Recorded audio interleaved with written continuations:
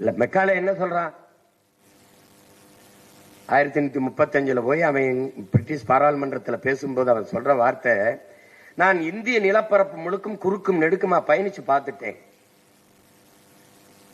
ஒரு பிச்சைக்காரனை கூட நான் பார்க்கலைங்கிற, ஒரு திருடனை கூட ஒரு பிச்சைக்காரனை கூட நான் பார்க்கல.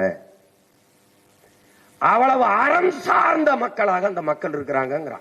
நீ வேணா பாரு, அவன் எப்படா இவ்வளவு கீழே வந்தான் பாருங்க.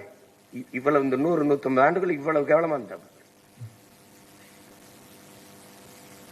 ஒரு பிச்சைக்காரன் ஒரு திருடனை கூட பார்க்கல. அவ்வளவு என்ன சொல்றது, அவ்வளவு நியாய உணர்வு அந்த மக்கள்கிட்ட இருக்குன்றான். அதை அழிக்காத வரை நாம் அவனை அடிமைப்படுத்த முடியாதுன்னு முன்வைக்கிறான். அதுக்கு முதல்ல என்னன்னா, அவன்கிட்ட அறம் சார்ந்த கல்வி முறை இருக்குடா, நன்னறி சார்ந்த கல்வி முறை இருக்குடா, அதை ஒழிக்கணும்டாங்க.